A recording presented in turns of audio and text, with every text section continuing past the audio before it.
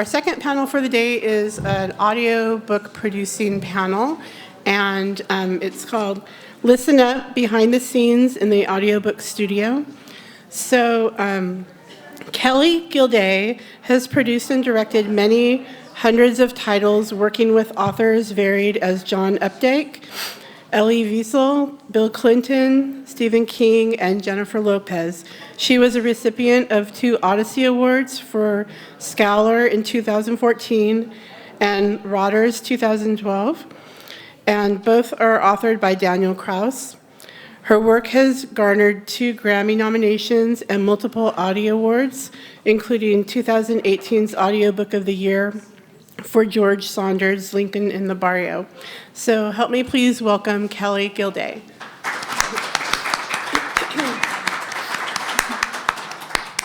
Hi everyone, and thank you for coming.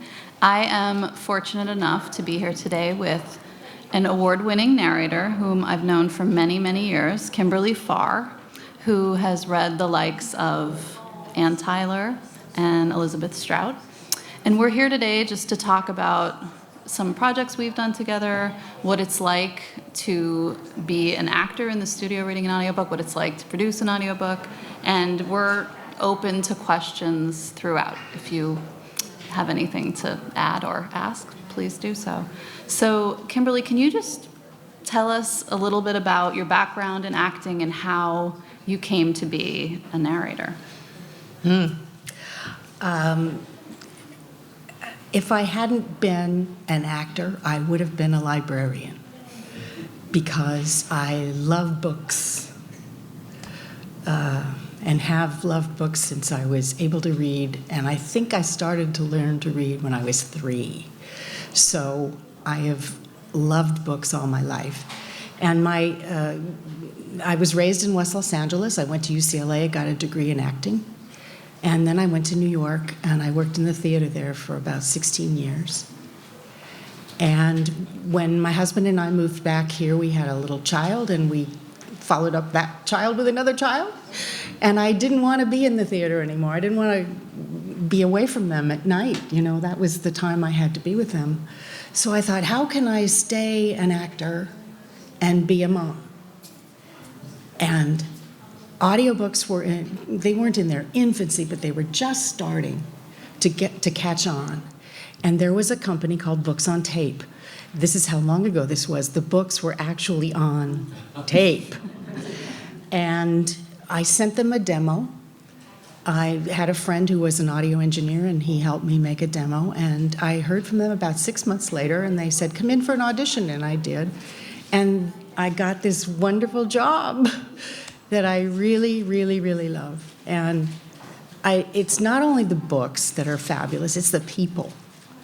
The people in our industry are smart, and they're funny, and they're fun to be around. And I've always loved about show business, the main thing I loved about show business was the communal nature of it, the fact that everybody's working together towards a common goal. And it turned out to be just the dream job, and I'm so thrilled that I still get to do it. And I'm thrilled I got to do it with you. Can you talk about like what a typical day in the studio is like? Maybe on like day 1 of a book that you're starting. What is that day? What does that day look like? Well, the first time you come into the studio, this amazing person comes in who knows how the machinery works. And they set you up at your microphone, and they adjust all the levels, and they make sure that your S's aren't just hissing right off the chart. And they position you so you know where you're going to be, where in relation to the microphone and where your script's going to be. And then your director comes in. By the way, a studio is in 2 parts. The reader is in a little soundproof booth that is like a lovely little womb where you can, I love to turn the lights down in the booth so the only light is on the text. And it creates this amazing universe where you can give life to this text. But the director's on the other side of the glass partition, and she can speak to you over a talkback. So you're not sitting in there in the void. I mean, you can Right. comment or do whatever you want. And then the first day is kind of feeling the text out and trying to find the rhythm of it and the reality of it, the thread of it, the tone of it. You come in having read the book, so you have some ideas about how you want to present it. But that first day is, I think, I don't know how it is on your side of the glass, but on my side, it's exploratory that first day. Yes. Yeah, agreed. Sometimes as a producer, director, you'll have certain ideas in your head about how something will sound. And sometimes the actors surprise you in good ways with Kimberly and take it in directions you didn't expect. And sometimes tonally it can feel a little off, and that's, you have to collaborate and work together and find the right tone. Sometimes if a book is, I did a biography of Julia Child, and the producer was in New York, and the instructions from New York came back to me, and the producer said, "We don't want you to imitate Julia Child." And I thought, thank God, I don't have to imitate Julia Child. But we do want to capture her energy. So I had to think about that, and I found it. Thank goodness.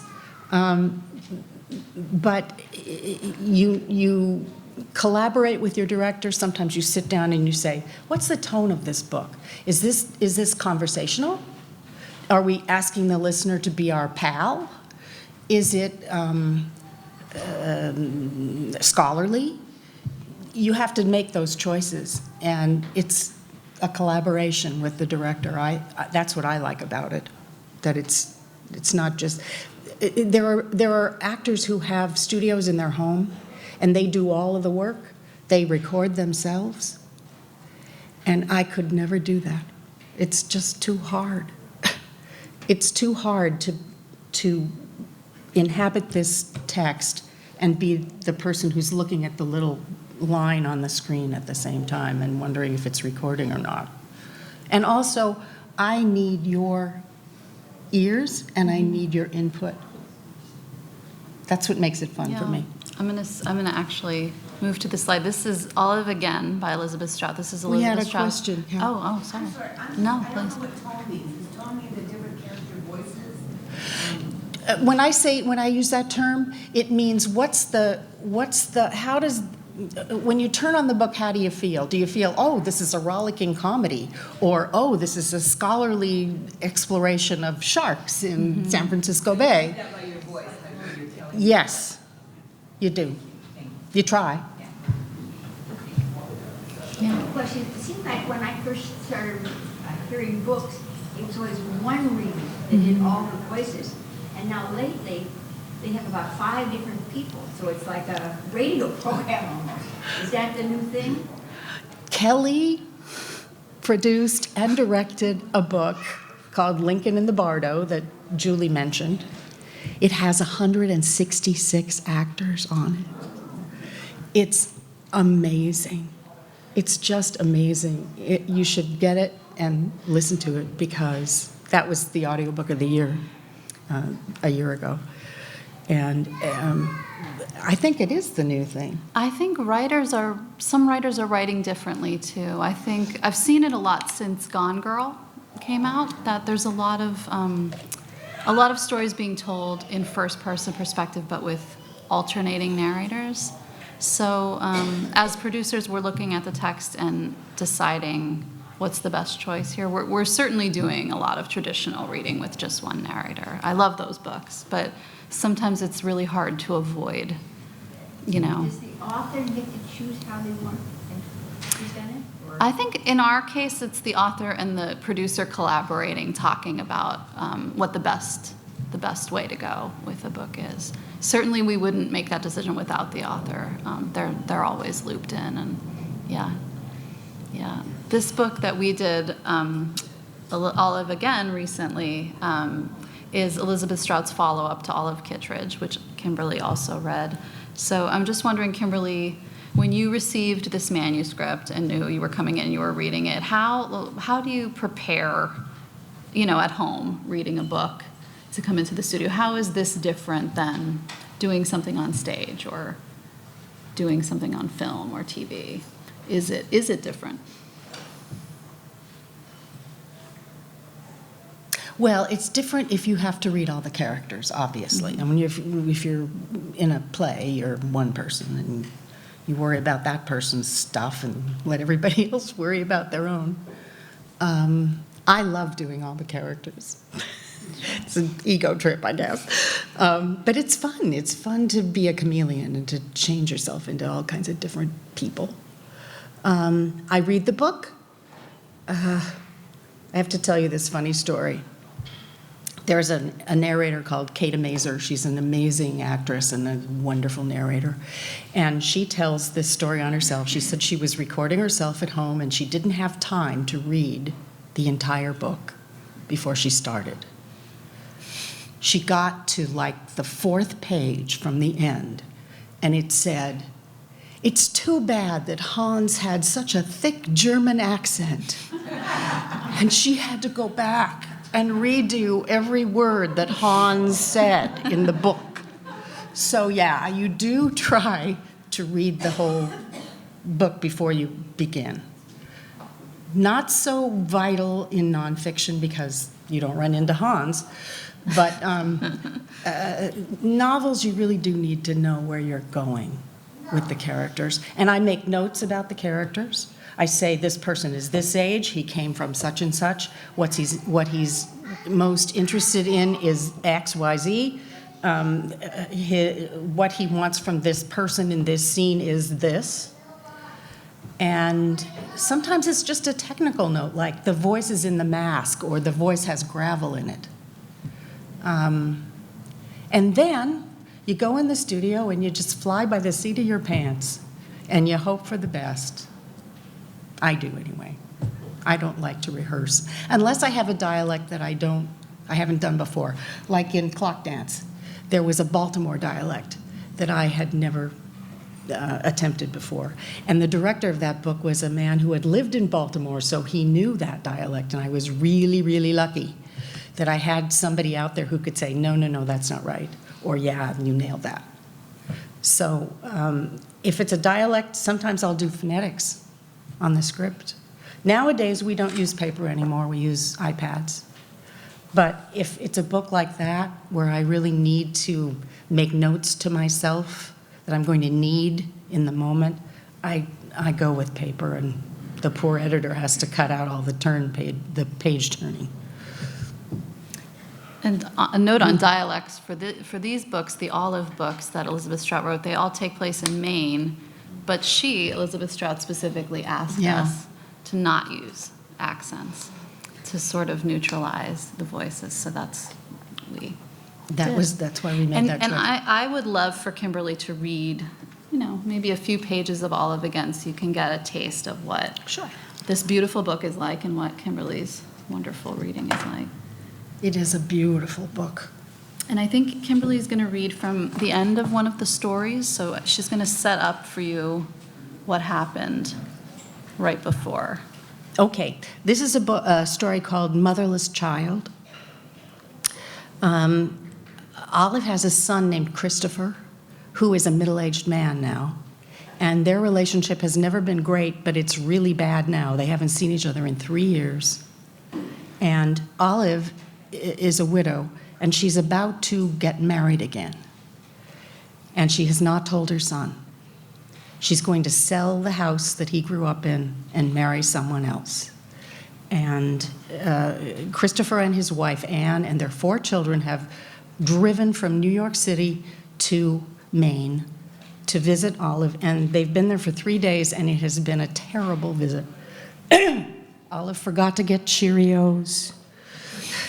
It's been one disaster after another, and she still has not told Christopher about the marriage. And right before this scene takes place, she has told Christopher, and he has reacted very badly, and his wife has shrieked at him in front of Olive and her fiancé and all of the children and told him that he's a child and grow up and make nice.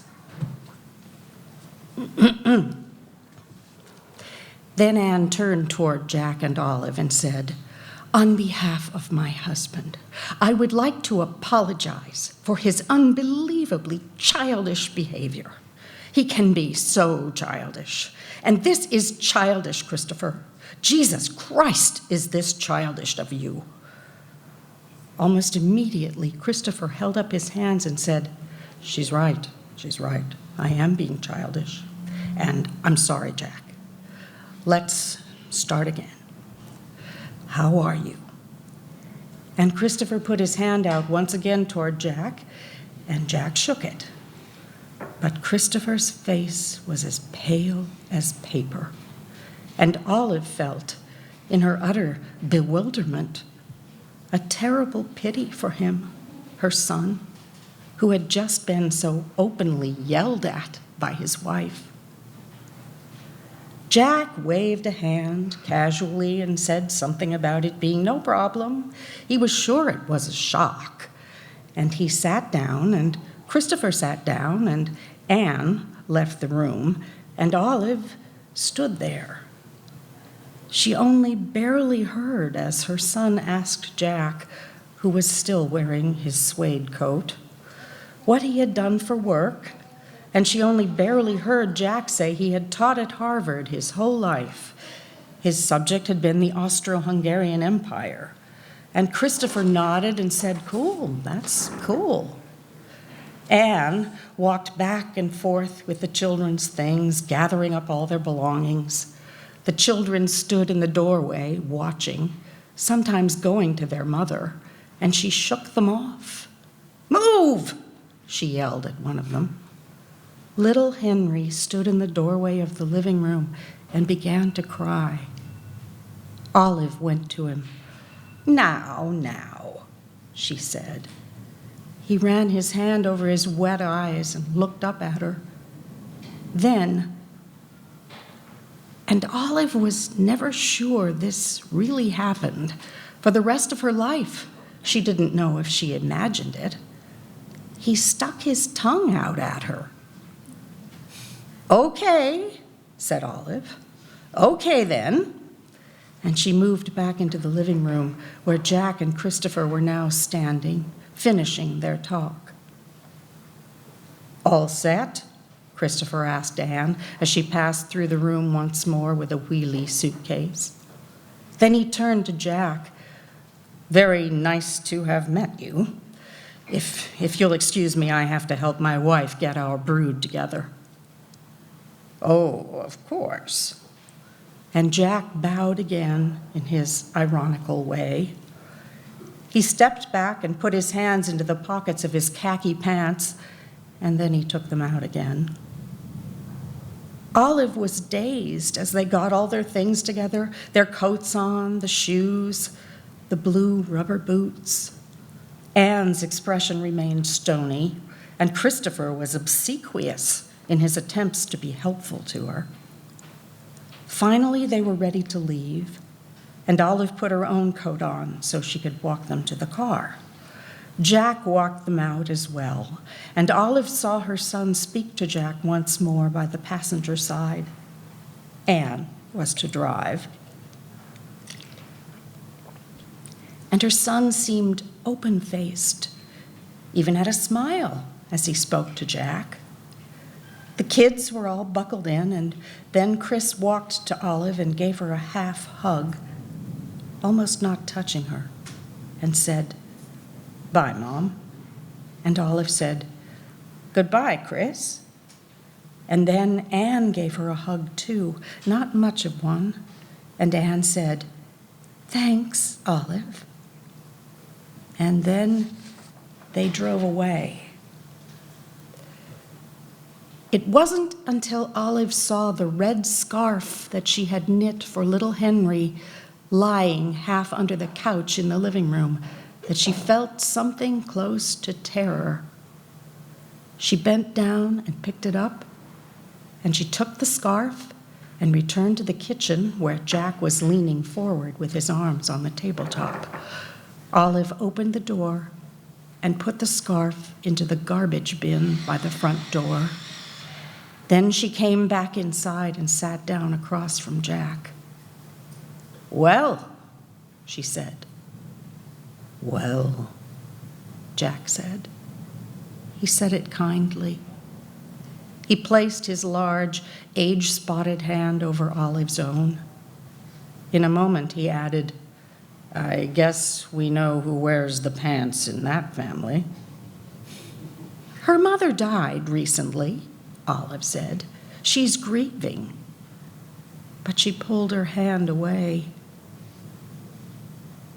It came to her then, with a horrible whoosh of the crescendo of truth. She had failed on a colossal level. She must have been failing for years and not realized it. She did not have a family as other people did. Other people had their children come and stay, and they talked and laughed, and the grandchildren sat on the laps of their grandmothers, and they went places and did things, ate meals together, kissed when they parted. Olive had images of this happening in many homes. Her friend Edith, for example, before she had moved to that place for old people, her kids would come and stay. Surely they had a better time than what had just happened here. And it had not happened out of the blue. She could not understand what it was about her, but it was about her that caused this to happen. And it had to have been there for years, maybe all of her life. How would she know?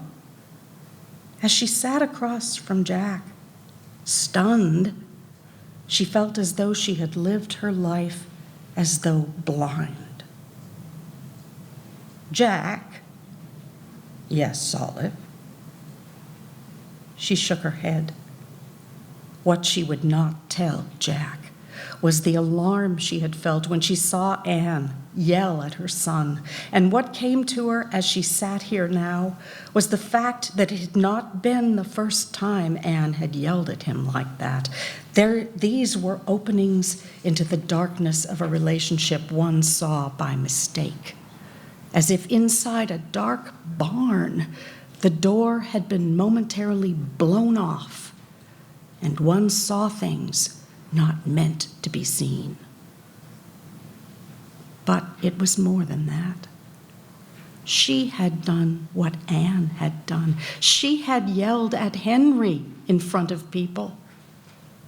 She could not remember who exactly, but she had always been fierce when she felt like it. So there was this.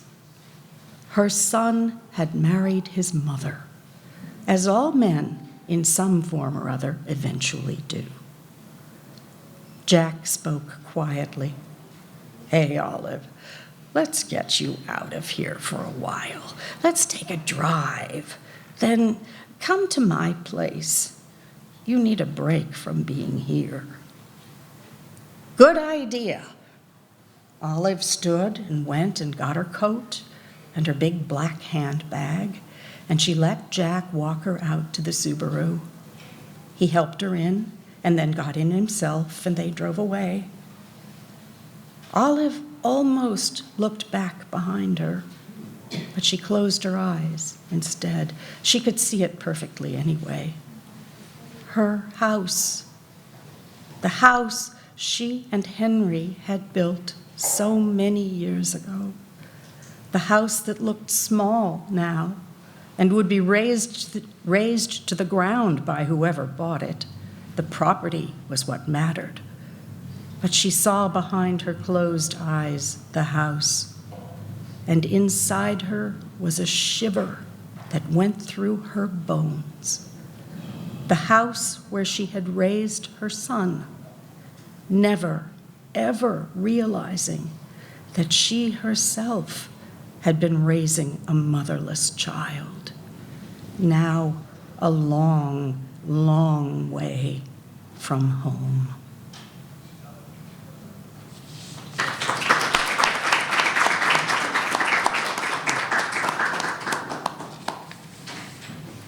That was great beautiful. book. Yes, we cannot recommend Elizabeth Strout enough. Highly enough. Kimberly has narrated 4 Elizabeth Strout titles. My Name is Lucy Barton, Anything is Possible, Olive Kittredge, and Olive Again, the most recent one. And they're all wonderful. They're really not novels. They're collections of short stories that feature some of the same characters. Except for My Name is Lucy Barton, which is a short. That's true, it is. It's like a novella. It starts off, yeah. And on the note of My Name is Lucy Barton, an interesting thing that Penguin Random House, the company that I work for, we are co-sponsoring a play that will be produced in New York that Laura Linney is starring in. She's doing a one-woman show of My Name is Lucy Barton, and it will be available on audio. Her performance will be available on audio, which is like a companion to the audiobook that Kimberly read in January. So if you're interested in independent theater, then that might be something interesting to listen to. Yeah. I have a question. If someone writes a book Yeah. and haven't had it published yet, Yeah. can they still do an audiobook? I think, yes, you can if you retain the rights to it. Jessica Kay's book. What's the name of Jessica's book? It's about audiobook publishing. There is a colleague of ours who's an independent She's a director, has written a book about the business of audiobooks, which is a fantastic read. She's also an intellectual property attorney, so she really knows her stuff, and it's apparently a really good The book. I title haven't is read it. escaping me, but her last name is Kay, K-A-Y-E, and her first name is Jessica, and I highly recommend it. I think there's a lot of good advice in there about how to get an audiobook produced. Do you think there would be interest by the public in something like that? Do you think they would care? I hear audiobooks all the time. Yeah. I like to drive. Yeah. So I'm always, I drive a lot. As long as there are traffic jams, there will be audiobooks. Yeah.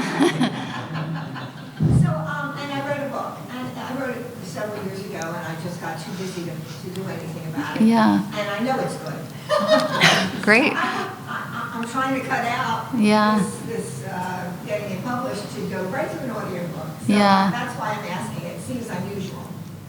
I think it's hard to get something publicized, is the problem. Like, yes, I think it can go on audio retailers, but I don't know how you can call attention to that. That's not my area of expertise, unfortunately. But she may have some ideas in her book for you. Yes. You know the name of you said. It's about audiobook publishing. I believe it's the only book she's written, correct? Yes. I think so. I'm Yeah. sorry, we're both forgetting the title. Terrible. Because I'll ask them. we are in a I library, bet it's here. right? Yeah. That'll work. Thank you. Sure. I don't know, Kimberly, would you like to talk about any other projects that were memorable for you? Any? Oh, golly. I've had such a good time doing this job, and I've been lucky because a lot of times as an actor you get pigeonholed in a certain genre or type of role, and I've gotten to do so many different kinds of books. The first book Kelly and I did together was a book it was called The Devil's Teeth, which is an Native American name for the Farallon Islands that are off of San Francisco. You know them? You're nodding. You know them. Well, this book was about people who travel to San Francisco, and specifically to those islands, to see the sharks that hang around there. And it's about the island itself, which is covered with birds. Mm-hmm. And isn't there some kind of laboratory there? Yeah, I think too? so. Mm-hmm. But it's like the middle of nothing. It's a really strange and foreboding place, I thought. So this one says to me, we get done with recording, and we don't know each other very well. It's our first project together, and she's really young and smart, and I really like her. And she says, I want to go do that. I want to go get in the cage and let them lower me in the water with the sharks. I did not do that, but it was, I yeah. thought, oh, no. I'm glad you didn't go do that. Anyway, so I've gotten to do lots of nonfiction books that were really fun, and I've gotten to do a lot of wonderful fiction. I've read a couple of collections of Alice Munro's short stories, if you know Alice Munro, a wonderful Canadian writer, and I've done 2 Ann Tyler books that were wonderfully fun. I did a book called Clara and Mr Tiffany, which is written by Susan Vreeland, who wrote The Girl with the Pearl Earring. Yes, Susan is a wonderful writer. And this book is about Clara Driscoll, who has just recently gotten credit for designing all of those beautiful Tiffany glass lampshades that are now worth bazillion dollars, and they're in museums and everything. So this is a fictionalized version of Clara's life, and specifically her life in that job. That was really fun. I also did a book called The Murderers Ape, where I played a gorilla. And that was a young adult title, and it was really a wonderful, wonderful story. It was written by a Swedish author. I read the translation. I don't know who did the translation, but that was really a fun experience to do that book. So I've been all over the map. And what about a project we just also worked on together? Oh, yeah. We just did the first recording of Charlotte's Web since the author's own recording in 1970. It was read by Meryl Streep and features a full cast for every character. The full cast you were talking about. Kimberly is Mrs. Arable, Fern's mom. We have a little sample here that we'll play for you. It's the first chapter, which features Kimberly, and you'll hear Meryl lead us in. Oh, sorry. I pressed the space bar. Oh, you're right. Sorry about that. Charlotte's Web. Chapter 1, Before Breakfast. Where's Papa going with that axe? Said Fern to her mother as they were setting the table for breakfast. Out to the hog house. Replied Mrs. Arable. Some pigs were born last night. I don't see why he needs an axe. Continued Fern, who was only 8. Well, Said her mother. one of the pigs is a runt. It's very small and weak, and it will never amount to anything. So your father has decided to do away with it. Do away with it? Shrieked Fern. You mean kill it? Just because it's smaller than the others? Mrs. Arable put a pitcher of cream on the table. Don't yell, Fern, She said. Your father is right. The pig would probably die anyway. Fern pushed a chair out of the way and ran outdoors. The grass was wet, and the earth smelled of springtime. Fern's sneakers were sopping by the time she caught up with her father. Please don't kill it. She sobbed. It's unfair. Mr. Arable stopped walking. Fern, He said gently. you will have to learn to control yourself. Control myself? Yelled Fern. This is a matter of life and death, and you talk about controlling myself. Tears ran down her cheeks, and she took hold of the axe and tried to pull it out of her father's hand. Fern, Said Mr. Arable. I know more about raising a litter of pigs than you do. A weakling makes trouble. Now run along. But it's unfair. Cried Fern. The pig couldn't help being born small, could it? If I had been very small at birth, would you have killed me? Mr. Arable smiled. Certainly not. He said, looking down at his daughter with love. But this is different. A little girl is one thing. A little runty pig is another. I see no difference. Replied Fern, still hanging on to the axe. This is the most terrible case of injustice I ever heard of. A queer look came over John Arable's face. He seemed almost ready to cry himself. All right. He said.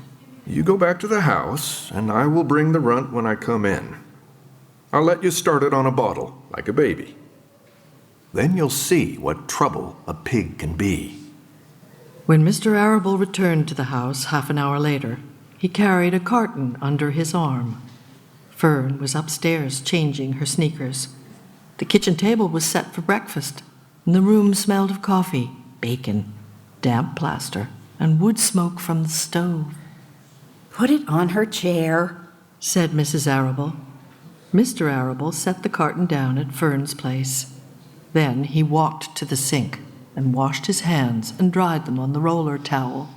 Fern came slowly down the stairs. Her eyes were red from crying.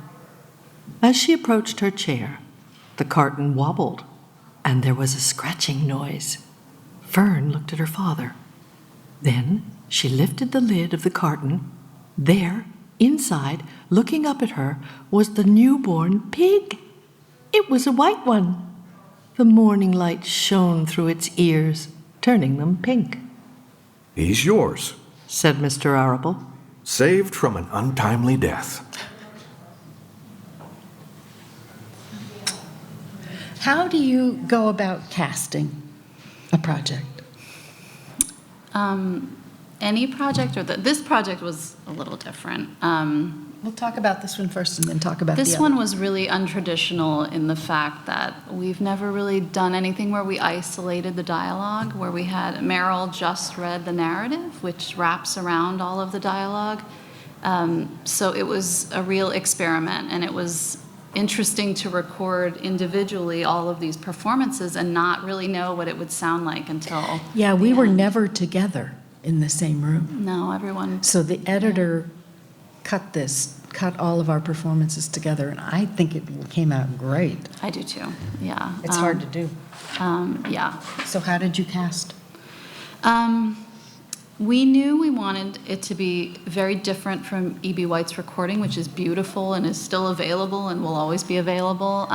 So we decided to do a full cast recording, and we wanted to find someone, a really strong actor or actress to lead the narrative, and then we wanted to find great actors who were experienced audiobook narrators to read all of the parts. So Meryl Streep was cast first, amazingly. She said yes, and we recorded her first, and then I picked the other parts based on people I've worked with, books I've heard, performances I've heard. Most of the people are people I've worked with, but some people are just audiobook narrators I've heard over the years and enjoyed. So I think overall there's about 30 people in this cast. It's a really fun listening experience. I highly recommend it. Just came out. And E.B. White's recording, which is also beautiful, is also there. So there's two very different versions of the same His is book. very matter of fact, and Yeah. he makes no attempt at characterization. He just reads his words. It's Yeah. very different. Yeah. Different experience. And then casting other books, it goes back to tone, something you said earlier. A lot of books, like when you read them, there's a certain temperature that, like, is this a warm book, a cool book? Like, how close is the narrator? Is it first person? Is it third person? It's interesting. Like, I do a lot of literary fiction, and I have a dozen actors that I just really love and trust, and those are the ones that come to mind, like Kimberly first usually. Kimberly has read a lot of literary fiction for me, I would say. Yeah. I've loved it too. Yeah. Yeah. So I don't know if in your casting, if it's a book that has like a distinct French accent or takes Yes. place in France, if you choose a narrator whose native language Yes. for the story, or if you go to somebody like Kimberly who would then affect the accent, I just wondered how you cast it. It depends. I think if it was immersed in French, we would probably try to find someone who's fluent so that it makes for easier research. Much A lot easier. of our actors are bilingual, or have experience with some other language, and we try to keep track of who is familiar with that's what part language, of our profile. so we know. We have a at huge Random. casting website called Ahab, that we rely on. You can do searches. We as producers can do searches for languages and stuff like that. But it depends on the book. It really depends. If it's, I recently just cast a middle grade book that was told by an American. It's a 12-year-old American girl, but it takes place in Scotland. And I cast an American as opposed to casting a Scottish actress because most of the voice is this American, but I needed to make sure I could find someone who could also do a convincing Scottish accent. Yeah. I find in listening to books, if you have the correct accent, it just changes the character of the listen. Right. Yes. And if it's off, the opposite, it can really, really be distracting and take you out of it. So, yeah. It's a fortunate day for the view. It could have been you. Yeah. That was a fun one to learn. Yeah. There's a series of audio recordings that an actor who does dialects has made, and they're in the library system, and I've used them a lot. He's got every accent you could imagine, and I agree with you. I think that makes it does for me anyway. I had an acting teacher once who said that all acting came from your shoes. And in audio, an accent can really root you in a way that almost nothing else does. But you're right, if you're not good at it, it's horrible. I remember the first book I shouldn't tell you this story, but I will. The first book I ever did for Random House, which was my first audiobook, included a scene between a Southern belle and an Australian psychiatrist. And it was horrible. I heard it later, and it was virtually unlistenable. And I thought, thank God, maybe Dan didn't hear it or something.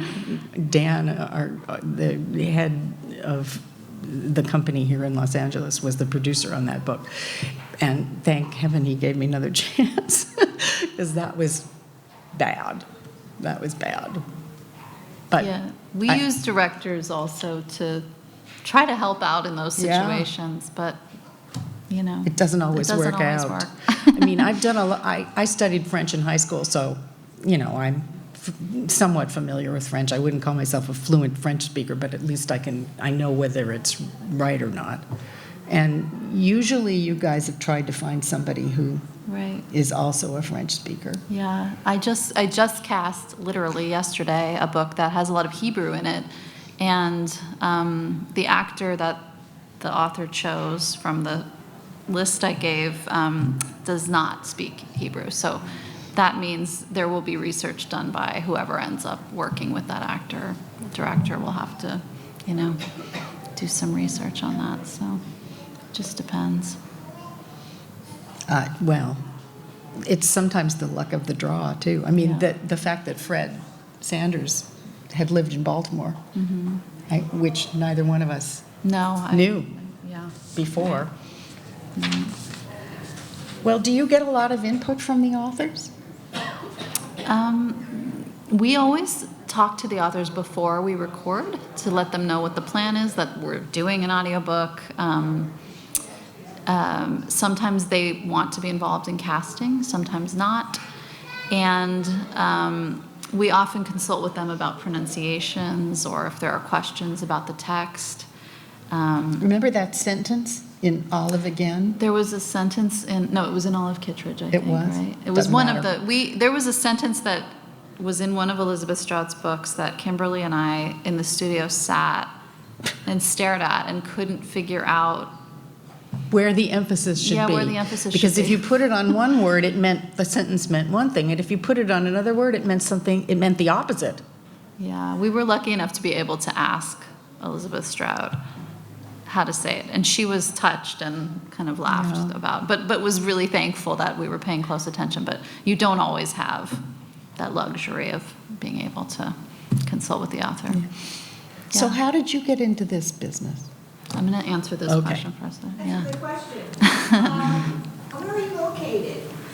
I mean, where do you do all this work? We have offices in New York, and we have an office in Woodland Hills, which is where most of our studios are. We have 10 studios in Woodland Hills, and then we have 4 studios in New York. So the producers, there's 12 producers on staff, and most of them are located in New York, and I happen to be one of the producers that's located in How they LA. find you if you were, Woodland Hills, that's right. Yes, right, yeah, sure. I went to film school in New York, and Did you go to NYU? I did go to NYU. I thought so. I always loved reading also and loved working with actors. And when I graduated, I needed a job to like stay and survive in New York. And I happened to get a job at Simon & Schuster Audio, just as an assistant in the audiobook. I didn't know anything about audiobooks. I'd never listened to an audiobook before, but just really grew to love them, and I don't know. What did you do as an assistant? Did you read material I or did recommend read material. or? I just assisted all of the producers there with titles, and was lucky enough to get a chance directing one, like a romance novel. I directed, when I was like 23 years old, and it was great. I just happened to be there at a good time when there was a lot of movement, and I was able to become an assistant producer, and then I was able to become a producer, and then when I moved to California, I was able to work as a freelance director for what was Random House at the time, which is now Penguin Random House, and then I have been on staff for 12 years now. So I work for Penguin Random House now. We're lucky. We're lucky to work for Penguin Random House. Well, what's your favorite part of the job? I think it's just getting to read books. It's such a, sometimes I'm complaining about what I'm reading, rarely, but then I think, what a silly problem to have that I get paid to read books. Not on microphone, but quietly at my desk. And getting to work with actors, the combination is It's really fun. Yeah. It's really, really fun. Yeah. And I've read so many books because of this job that I used to proofread for Random House too, and back in the day. They would hire actors if they wanted to proof. We'd listen to, we'd have the script and we'd listen to the recording and we'd make sure that they matched. And I heard so many books that I wouldn't have picked them up off the shelf. So that was fantastic. Although I had one experience doing that where the ready to record copy was given to the reader, and they said, "Oh, the author wants to make a couple of little changes, but it won't be bad." And they were on a tight time schedule, so they went ahead and recorded from this script. So I get the recording and I get the script, and Dan says to me, just, put a Post-it note on the edge of the page wherever the text that you're reading on the page differs from what you're hearing. And I said, fine. So I get home and I start listening to this thing. And it was like a different book. And I brought the script back, and there's this forest of Post-it notes on the right-hand side of the page, and I handed the script to Dan, and he looked at it and he said, "We can't do that. We can't." When the thing comes back from the proofreader, we actors come back into the studio and make corrections. If we've said this instead of that, or him instead of her, we come in and we reread it. It's called a pickup. Well, all of those Post-it notes were pickups. And Dan said, we have to re-record this book. So they happened a few did. times. Yeah. It has happened more than once. It's happened a few times where there have just been late changes, and they're numerous, and it results in, it's rare, but sometimes it happens. Well, one of my most memorable experiences in audiobooks was with you. It was when we were finishing Anything is Possible. And there was a huge storm that day in Los Angeles. And it had been raining for a couple of days, but this day the sky just opened up. And Dan came around to all of the studios and he told everybody to go home because the roads were pretty bad. And in fact, when I left the studio that night, all the traffic signals were out. Yeah. They were, Yes. remember? So Kelly and I are the only two people left in Random House, which is always pretty eerie when you're the last people there. I don't know why. Do you feel that way? It's a big space, and It's just a little creepy to be there by yourselves. And the rain is falling, and I'm sitting in this little room, and the lights are down, and the story is about somebody who's dying. And I think I said to you at one point, I said, "Is he really dying?" And she said, "Oh, yeah. Oh, yeah, he's really dying." And it was about an actor who was insane. And anyway, it was just a really strange experience. And then and it was also a very moving story, and especially when I determined that he was, in fact, dying. So we finish the story, and we come out of the studio, and there's nobody there except us. And the rain is falling. And it was just the most amazing feeling. Yeah. It was like, I don't know, being shipwrecked or something. Kind of, It wasn't bad. It was a wonderful experience, but it was very, very unsettling. Yeah, it's so intense when you're in the room together. It really, you kind of lose track of life outside that story and what you're doing. And then, I mean, when you open the door and walk out into the office, it's a... Except that day, it was really strange because everybody was gone. Yeah. And it was dark out. It was really dark. The rain was pouring down. We got in our cars and all the traffic signals were out. And I got home and there was no power at my house. It was a bad storm. Really bad storm. Yeah. Did you have electricity that night? No, I think. Not when I got home, but soon after. But the audiobook turned out great. We had electricity in the studio, and we had to finish. That's why we were like on deadline. Last week they turned off the power at the studio in the middle of the day because of the fire. They were afraid that, so everybody went home. Yeah. How many people do you have on your staff? Not on your staff, but readers. In other words, Yeah. you call on a lot of different people. We do. I would say hundreds, but there's probably about 75 people we see a lot. We do a lot of books. We do like over 1,000 titles a year. How many audiobooks are recorded per year now? Across the industry? I don't know the answer to that. A lot. I know that we do over 1,000. That's split between both coasts.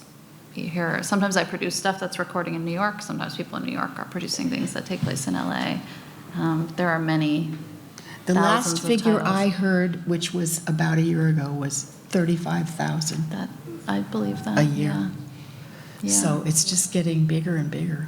Yeah. It's really. Do you sell the books? Do you sell the audiobooks out of your place, or do you distribute them from there? You can buy directly from us, or you can buy them from Audible or iTunes or any other retailer. You can get them from the library as well. You know, one thing I wonder about is a lot of authors are writing, Mary Ann said, and then she speaks, and then John said, and they just keep repeating, Mary Ann said, John said, Henry said, the word said. Is that in the book? Oh, it is. Yes. So you never alter it to try to illustrate No. who's speaking? No, we don't rewrite. We produce unabridged books for the most part. There's a couple programs per year that we're still abridging, but not many. It used to be that we abridged a lot of books, and in some cases we would take out anything extraneous like that, but we're not. That's like a copy editor's job. It's not our job. I think I've only done 2 abridged versions. Yeah, they're very And rare. I also did the full length at the same time. Yeah. Well, Books on Tape was known, as an imprint, was known for doing only unabridged recordings. Do you have a lot of people who are celebrities who do the readings? Sometimes. I would say mostly not, but once in a while, if it's a high-profile project or something they might be connected to, they might be friends with the author or something like that, then yes, but Or it might be their book. it might be their book, right? You know, sometimes it's really irritating. I listen to so many of these, and I enjoy them so much, and I congratulate you on your path. But sometimes it's you get someone reading the book that's so irritating that even though it's a good book, Yeah. the person who's doing it is they just don't get it. Yeah, that's kind of the art of it, is finding the right match and finding someone, because it's really, you can have a really talented actor, but that doesn't necessarily mean that person is going to be a good storyteller. So you really need to find someone who, and it's not, you know, I think a lot of people think I have a good voice, I should do this, but if you're not a good storyteller and you don't have acting chops, it's really hard to be good. You know what else is? Well, they come in and they audition usually. Yeah. The other thing that's true is the reverse. A really good reader can make a so-so kind of meh book Yes. really, really good. Yeah. Yeah. So it works both ways. On a positive note, after hearing you read Olive again, I really want to read Oh, it. thank you. It's you'll love this book. It's a great book. She's wonderful. Both Kimberly and it's a fantastic book. Yeah, I think she's my favorite character in literature. Olive, you told me Yes, that. love Yeah. her, yeah. She's pretty great. Yeah. I Hi. realized that Olive again, if you look at it again, it could be alive again. In a way. How authors can play with words like that. Yeah. Gee, I'm sorry Elizabeth's not here. She could say whether that was true or not. Yeah. Starting a new life. Yeah. She is in many ways. Yeah. Did you bring any of your books, of your audiobooks? No, but no. Do you have any business cards? I do not have a business card, but I can give you my information if you'd like it. Sure. Thank you. Yes. So I have tried to listen to some books that were narrated by the author, and sometimes that was not the best choice. So I wonder if you have that conflict sometimes where the author says, I have to be the one reading this. Yeah. How do you deal with that? It's different with fiction and nonfiction. I was saying earlier to Kimberly and her husband, if an author of nonfiction really wants to read, I have a hard time fighting that. I mean, it feels like maybe the best choice if that person is passionate. With fiction, it's a little dodgier because it involves some acting usually, and in that case, it requires a conversation. Sometimes it requires them auditioning, which is also can be dodgy. I've had some authors read their own books and it'd be an incredible experience, and sometimes you're right, it probably would have been better served by someone else. So it's really a case by case basis depending on the material. Well, I just wanted to thank you both for, it was really interesting to hear the process of recording your audiobooks. I don't know how much time you have, if you're willing to spend a little time afterwards talking to, answering any of your questions. Sure. We have some tables over there if that's a possibility, otherwise. So. Thanks you for very much. having Thank us, you Julie. very This was much. really fun.